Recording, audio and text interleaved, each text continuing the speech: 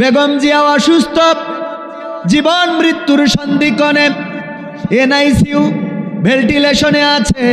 ওগো আমার ভাইরা, সরকার একজন গুরুত্বপূর্ণ ব্যক্তি হিসাবে তার ব্যাপারে প্রজ্ঞাপন জারি করেছে। এই মানুষটা এখন অসুস্থ, কখন মারা যান, কখন আবার সুস্থ হন না হন, সুস্থতার মালিক কে? আমরা দোয়া করি আল্লাহর কাছে যেন সুস্থতা দান করেন। কিন্তু উনার দলের একজন ব্যক্তি বললেন, জিয়াউর রহমানের জানাজা যত বড় হয়েছে তার থেকে বেগম জিয়ার জানাজা আরো বড় হবে। তার মানে উনি জানাজার জন্য তৈরি হয়ে আছে। বলেন ঠিক কিনা? আমরা যেখানে দোয়া করছি আল্লাহ যেন দেশনেত্রী, আপসহীন নেত্রী বেগম জিয়াকে সুস্থ করে আবার বাংলাদেশে নেতৃত্ব দেওয়ার তৌফিক দান করে। বাংলাদেশের রাজনীতিতে উনি একজন আলেম প্রেমী রাজনীতিবিদ ছিলেন। উনার স্বামী জিয়াউর রহমান ইসলামী মূল্যবোধে বিশ্বাসী একজন রাজনীতিবিদ ছিলেন, যিনি সংবিধানে ইসলামী মূল্যবোধ এবং বিসমিল্লাহ প্রতিষ্ঠিত করেছিলেন। সেই দেশনেত্রীর সুস্থতার দরকার আছে না নাই? অথচ সেই দলের লোক যখন বলে জানাজা অনেক বড় হবে, অনেক মানুষ হবে, তার মানে বুঝে নেওয়া যায় তারা জানাজা কামনা করছে। বলেন ঠিক না বেঠে? তার মানে আপন নয়, দুনিয়ায় কেউ আপন নয়, হোক দলের আর হোক বেদলের। মারা যাওয়ার পরে জানাজার চিন্তা, মাটি দেওয়ার চিন্তা, কবরে রাখার চিন্তা। সন্তান পিতাকে মারা যাওয়ার পরে একটা দিনও রাখবে না, পিতা সন্তানকে একটা দিনও রাখবে না, স্ত্রী তার স্বামীকে রাখবে না, স্বামী তার স্ত্রীকে রাখবে না। দুনিয়া ছেড়ে চলে যেতে হবে। সুতরাং কিসের মায়া, কিসের দয়া, কিসের জন্য এত ত্যাগ, এত তিতিক্ষা? শুধুমাত্র যদি আল্লাহর পথটা ধরে থাকেন তাইলে আল্লাহ রব্বুল আলামিনের থেকে বড় আপন আর কেউ হতে পারি। কারণ আল্লাহ রব্বুল আলামিন দুনিয়ার উপরেও আপনার পাশে আছে না নাই? অনেকেই বলে যখন সবার দৌড় শেষ হয়ে যায় তখন কার দৌড় বাকি থাকে? যখন সবাই হাত ছেড়ে দেয় তখন হাত ধরে থাকার মতো কে থাকে? যখন সবাই পাশ থেকে সরে যায় তখন একজন পাশে থাকেন, তিনি হলেন আপনার আমার রব, আপনার আমার স্রষ্টা। তিনি কখনো হাত ছেড়ে দেন না, তিনি কখনো পাশ থেকে সরে যান না। যখন ডাকেন আল্লাহকে, গভীর রাতে ডাকেন, দিনের আলোতে ডাকেন, রাতের অন্ধকারে ডাকেন, ফাঁকা প্রান্তরে ডাকেন, অথবা আপনি ঘরের মধ্য থেকে ডাকেন, জেলখানা থেকে ডাকেন, ফাঁসির কাষ্ঠ থেকে ডাকেন, আল্লাহ রব্বুল আলামিন আপনার আওয়াজটা শোনেন। দুনিয়ার পরে যিনি আছেন আখিরাতেও তিনি আছেন। সুতরাং আল্লাহর পথ ধরার দরকার আছে না নাই? যেই মানুষের জন্য কষ্ট করল কিছুদিন আগেও জননেত্রী, সাবেক প্রধানমন্ত্রী, আমরা যাকে জননেত্রী বলি, ফ্যাসিস্ট হাসিনা, দেশের জন্য, দেশের মানুষের জন্য কি করেছে আর না করেছে, কিন্তু তার নেতাকর্মীদের জন্য এমন কিছু নাই যা করে নাই। কথা কয় না? নেতাদের বাড়ি হয়েছে, গাড়ি হয়েছে, টাকা হয়েছে, পয়সা হয়েছে, টাকার মালিক এত হয়েছে, বাংলাদেশে না, বাড়ি করেছে কানাডায়, সিঙ্গাপুরে, দুবাইয়ে, তারপরে মালয়েশিয়ায়, আছে বিভিন্ন দেশে। ওগো আমার ভাইয়েরা, যখন ক্ষমতা চলে গেল একজন আল্লাহর ওলিও পাওয়া গেল না যারা রাজপথে দাঁড়িয়ে একটু স্লোগান দেবে অথবা তার পক্ষ নিয়ে কথা বলবে। বলেন ঠিক কিনা? একজনও দাঁড়ায়নি। আপন আপন বলিস কারে, কেউ তো আপন হয় না। আপন আপন বলিস কারে, কেউ তো আপন হয় না। স্বার্থ ছাড়া এই ভুবনে আপন তো কেউ রই না।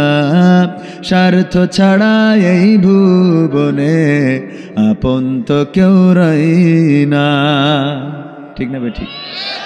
আপন আপন বলো কারে, কেউ তো আপন হয় না। আপন আপন বলিস কারে, কেউ তো আপন হয় না। স্বার্থ ছাড়া এই ভুবনে আপন তো কেউ রই না। স্বার্থ ছাড়া এই ভুবনে আপন তো কেউ রই না।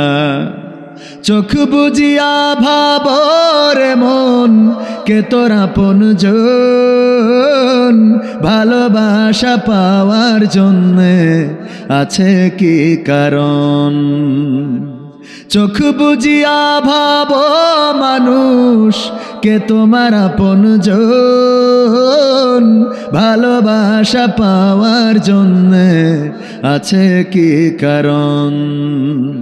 চোখের আড়াল হলে দেখিস, চোখের আড়াল হয়ে দেখিস, তোর কথা কেউ কই না। স্বার্থ ছাড়া এই ভুবনে আপন তো কেউ রই না, স্বার্থ ছাড়া এই ভুবনে আপন তো কেউ রই না। কার জন্যে তোর ভালোবাসা, টাকা ঘর আর বাড়ি, মরার পরে কবরেতে রাখবে তাড়াতাড়ি। কার জন্যে এই ভালোবাসা, টাকা ঘর আর বাড়ি, মরার পরে কবরেতে রাখবে তাড়াতাড়ি। বিনা লাভে বন্ধুরে কেউ, বিনা লাভে বন্ধুরে কেউ তুলার বোঝাও বই না। স্বার্থ ছাড়া এই ভুবনে আপন তো কেউ রই না, স্বার্থ ছাড়া এই ভুবনে আপন তো কেউ রই না। আপন আপন বলিস কারে, কেউ তো আপন হয় না। আপন আপন বলিস কারে, কেউ তো আপন হয় না। স্বার্থ ছাড়া এই ভুবনে আপন তো কেউ রই না, স্বার্থ ছাড়া এই ভুবনে আপন তো কেউ রই না। ঠিক বললাম না ঠিক বললাম? আলেমরা ওয়ারাসাতুল আম্বিয়া, নবীর ওয়ারিস, তাদেরকে কদর করার দরকার আছে না নাই? আলেমদেরকে কদর করবেন, মর্যাদা বাড়িয়ে দিবেন কে? আল্লাহ মর্যাদা বাড়িয়ে দিবেন। আলেমদেরকে কোরআনের সম্মান একটুখানি আপনাদের প্র্যাকটিক্যালে বলে দেব। কোরআনের সম্মান কেমন বলবো? এই বাংলাদেশে মন্ত্রী ছিল, এমপি ছিল, প্রধানমন্ত্রী ছিল, জাতির জনকের কন্যা ছিল, অনেকেই ছিল না? গোটা সংসদ ধরে পালাই গেছে, ঠিক না বেঠিক? ট্রাইব্যুনালে বিচার হয়েছে, সেই বিচারে সাবেক প্রধানমন্ত্রী শেখ হাসিনার ফাঁসির রায় হয়েছে। এই দেশে উন্নয়ন করেছে অনেক, উন্নয়ন উন্নয়ন উন্নয়ন উন্নয়ন, বিটিভি খুললেই উন্নয়ন ছিল না ছিল না? এত উন্নয়ন করলো, নীলফামারী থেকে শুরু করে টেকনাফ থেকে তেঁতুলিয়া, রূপসা থেকে পাতুরিয়া, সব জায়গায় উন্নয়ন, টানেল, পদ্মা সেতু, ব্রিজ, কত রাস্তা, কলকারখানা, কত কি করলো। এত কিছু যে করলো, সেই জাতির পিতার মেয়ের ফাঁসির রায়ের দিন একজনও কানের কাছ দিয়ে কারোর গুলি গেছে? মানে কানের কাছ দিয়ে যে গুলি খাবে এরকম একজনও রাস্তায় নেমেছে? আর আল্লামা দেলোয়ার হুসাইন সাইদি আপনাদের এলাকায় ব্রিজ দিয়েছে, কালভার্ট, এলাকায় মানুষের ত্রাণ দিয়েছে। সারা দেশে শুধুমাত্র কি শোনাতো? তার মৃত্যুর দিনে প্রায় 150 মানুষ জীবন দিয়েছে। কোরআনের মুজিজা নেওয়ার জন্য আর কিছু দরকার আছে?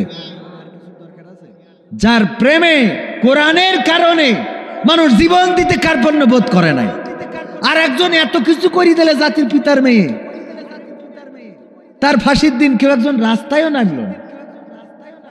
কথা কয় না? এটা কিসের মুজিজা? একজন কোরআনকে নিভিয়ে দিতে চেয়েছিল, আর একজন কোরআনকে সংসদে বসাতে চেয়েছিল। সুতরাং কোরআনের কাছে আসলে ইজ্জত বাড়িয়ে দেন কে? অনেক যুবক মনে করেন চুলের কুত্তা কাটিং দিলে মনে হয় বেশি ভালো দেখা যায়, মনে করেন যে প্যান্ট পরেছি সিড়া ফাটানো বেড়ে যাচ্ছে, এটাই ভালো লাগতেছে। এটা মনে করে না? করে না? অনেক যুবক আছে মনে করে যে আমি যত এই ক্যারাটি মুস্তান, এটা কিন্তু ভাল দেখা যায় না। যদি কেউ তোমার সাথে লাইন মারেও, ও কিন্তু সরকারি চাকরিজীবী, কালো কুলা যাই হোক, তার সাথে বিয়ে করবে। তোমার সাথে লাইন দেবে কিন্তু বিয়ে করবে আর একজনের। তা না হলে বিয়ের আগের দিন বলে আমি অনেক চেয়েছিলাম তোমাকে, কিন্তু হইল না। হইল না তুই আজকে বলতেছিস? কথা কয় না, ঠিক না বেঠে? তোমার এইটা দিয়ে সম্মান পাবা না। সম্মান যদি পেতে হয় যুবক, কোরআনের কাছে আসতে হবে। কোরআনের কাছে আসলে সম্মান বাড়িয়ে দেন কে? সাদিক কায়েম ঢাকা ভার্সিটির ভিপি হয়েছে।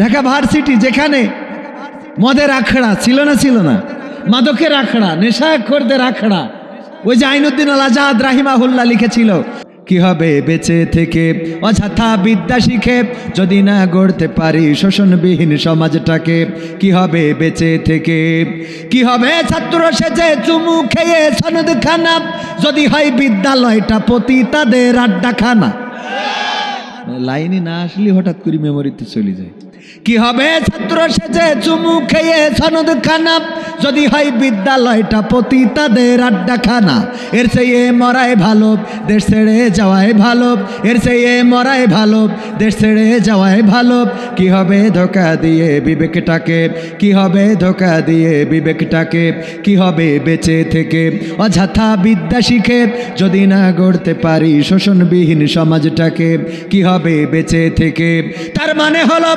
যারা ভার্সিটিতে পড়ে সেখানে পতিতা আছে না নাই নর্তকী আছে নায়িকা আছে অশ্লীলতা আছে মাদক আছে ধূমপান আছে অন্যায় অপকর্ম আছে ওগো আমার ভাইরা সেই ঢাকা ভার্সিটিতে সাদিক কায়ুম কোরআনের পক্ষের লোক তারে এত বিপুল ভোটে বিজয়ী করেছে বাংলাদেশের মানুষ সাদিক কায়ুম কোরআনের পক্ষে থাকার কারণে বিজয় দান করে দিয়েছেন কি শুধুমাত্র ঢাকা ভার্সিটি নয় অন্যান্য ভার্সিটিগুলোতেও চবি তারপরে রাবি তারপরে আরও চকসু জাকসু রাকসু ঢাকসু সব জায়গায় বিজয় দিয়ে দিয়েছেন কে আমার যুবকেরা যদি কোরআনের কাছে আসতে পারেন যদি কোরআনের পথের পথিক হতে পারেন আল্লাহ রাব্বুল আলামিন আপনার ইজ্জত দুনিয়ায় বাড়িয়ে দেবেন আখিরাতেও বাড়িয়ে দেবে দুনিয়ায় আপনার জীবনটা সহজ করে দিবেন আপনার চাকরির ব্যবস্থা হয়ে যাবে চাকরি যদি নাও পান চলার রাস্তা করে দিবেন কে আল্লাহ চাকরি দেওয়ার ব্যবস্থা করে দেবে এমন করে দেবে যে আপনি চাকরি দিচ্ছেন এই ব্যবস্থা আল্লাহ করতে পারে না সুতরাং কোরআনের পক্ষে আল্লাহর পক্ষে আল্লাহ রাসূলের পক্ষে দিনের পক্ষে থাকতে হবে অত্র অঞ্চলের মানুষেরা আলেমদের যদি কদর না করেন পায়ে হাত দিয়ে বলবো আলেমদেরকে সম্মান করবেন ইজ্জত দিবেন আল্লাহ রাব্বুল আলামিন দুনিয়া এবং আখিরাতে ইজ্জত বাড়িয়ে দিবেন কোরআনের এই মাহফিলে যারা এসেছেন বসেছেন আল্লাহ রাব্বুল আলামিন এই কোরআনের মাহফিলের সম্মানে অত্র অঞ্চলে যত কবর আছে কবরগুলোকে 40 দিনের জন্য মাফ করে দিয়েছেন বলেন সুবহানাল্লাহ কবরগুলোকেও কোরআনের মাহফিলের সম্মানে শুধু তাই নয় বিশ্বনবী বলেছেন এই মাহফিল হলো জান্নাতের বাগান রিয়াজুল জান্নায় যাদের বসার সৌভাগ্য হয় না রিয়াজুল জান্নায় যাদের থাকার সৌভাগ্য হয় না পরকালের ওই জান্নাতে যাবেন এত সোজা কথা কয় না এত সহজ মনে করেন ওই জান্নাত এত সহজ নয় ওই জান্নাতে কি যেতে চান আপনারা কারা কারা চান দুটি হাত দেখতে চায়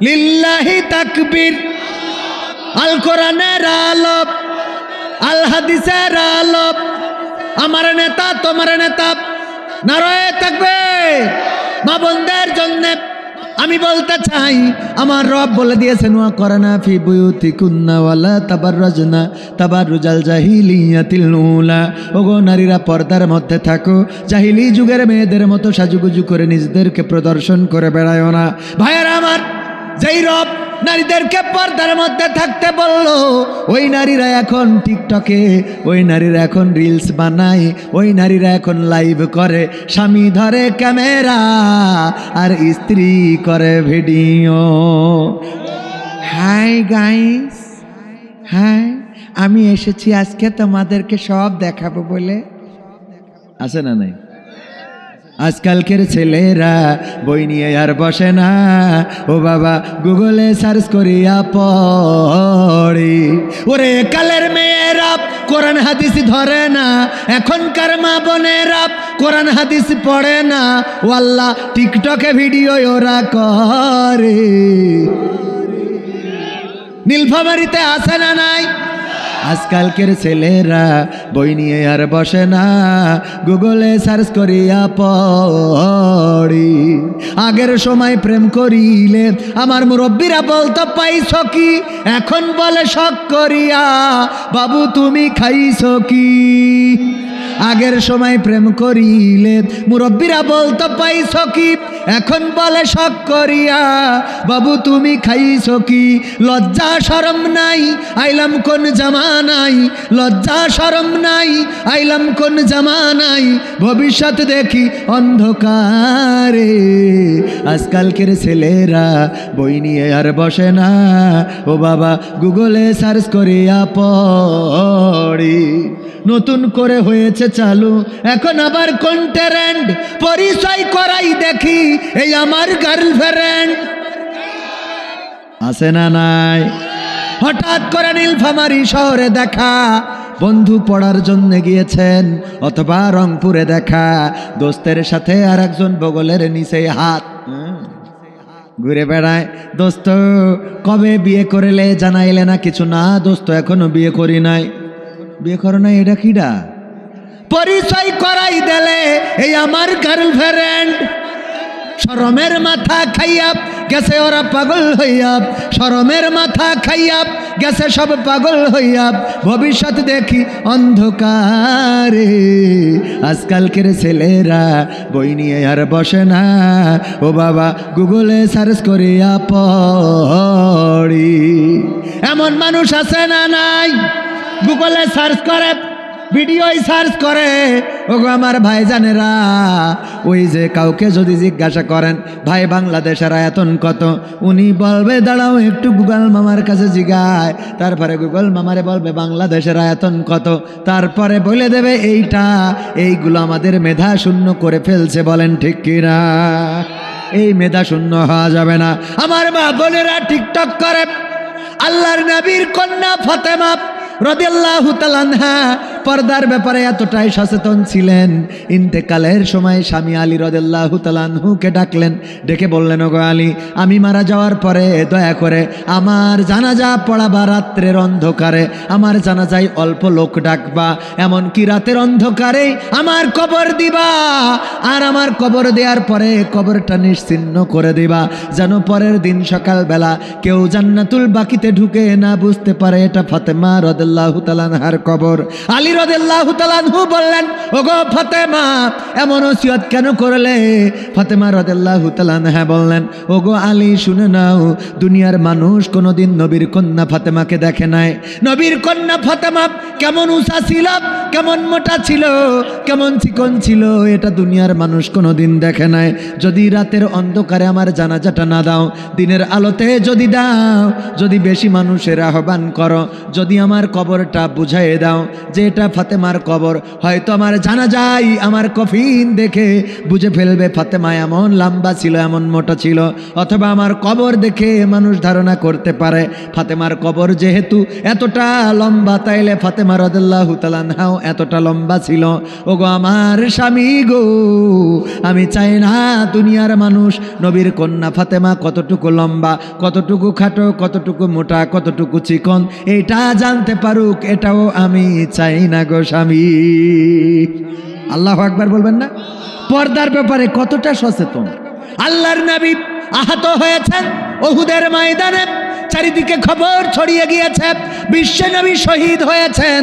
আল্লাহর নবীর কন্যা ফাতেমা রাদিয়াল্লাহু তাআলা আনহা তাড়াতাড়ি করে দৌড়ালেন, উহুদের ময়দানে গিয়েছেন। আল্লাহর নবীর হুশ আসার পরে দেখলেন পাশে পাশে ফাতেমা রাদিয়াল্লাহু তাআলা আনহা বসা। বললেন, ওগো আমার কন্যা, কেন এসেছো যুদ্ধের ময়দানে? বলল, ওগো বাবা, আমি মদিনা থেকে শুনলাম, মসজিদে নববী থেকে শুনলাম আপনি নাকি শহীদ হয়ে গিয়েছেন, আমি কেমন করে বাড়িতে বসে থাকি, তাই আমার এতিম বাবাকে দেখার জন্য ছুটে এসেছি। আল্লাহর নবী বললেন, ওগো ফাতেমা, জানো নাকি তোমার বোরখায় ছেঁড়া রয়েছে, যেই ছেঁড়া দিয়ে তোমার গায়ের রং দেখা যায়। আল্লাহর নবীর কন্যা বললেন, ওগো নবী, আমি জানি আমার বোরখায় ছেঁড়া রয়েছে এবং গায়ের রং দেখা যায়, এই জন্য আমি যখন মসজিদে নববী থেকে দৌড় দিয়েছি, আমি আমার বোরখার ছেঁড়া জায়গাটা মুঠ করে ধরে এসেছি। আমি ওই জায়গা দিয়ে পৃথিবীর কোনো মানুষ যেন আমার গায়ের রং দেখতে পাই, সেই অবস্থা রাখি নাই গো নবী। আল্লাহর নবী বললেন, ওগো আমার কন্যা ফাতেমা, শুনে নাও, যদি আজকে তোমার ওই বোরখার ছেঁড়া জায়গা দিয়ে তোমার গায়ের রং পৃথিবীর কোনো বেগানা পুরুষ দেখে ফেলতো, পরকালের ময়দানে আমি নবী, তুমি আমার কন্যা, এই পরিচয়টা দিতাম। আল্লাহর নবী যদি কন্যার পরিচয় পরকালের ময়দানে না দিতে চায়, শুধু গায়ের রং দেখে ফেললে আল্লাহর নবী পরিচয় দিবেন না। আমার নীলফামারী বাসী, আমার মা বোনেরা, একটু চিন্তা করে দেখেন, আপনি সাজুগুজু করে যেভাবে নিজেকে প্রদর্শন করে বেড়ান, পরকালের ময়দানে ওই নবী কেমন করে আপনাকে উম্মাত বলে পরিচয় দিবে? বরং আপনি যদি বলেন, ওগো নবী বিপদে পড়েছি গো নবী, আজকে আপনি সুপারিশ করেন, আল্লাহর নবী বলবেন যে দায়ুস হয়েছে তাকে আমি সুপারিশ করতে পারবো ও নারী। সাবধানে থাকিও নারী পর্দার আড়ালে, হাদিসে হারাম লেখে অন্য দেখিলে, সাবধানে থাকিও নারী পর্দার আড়ালে। মনে থাকবে?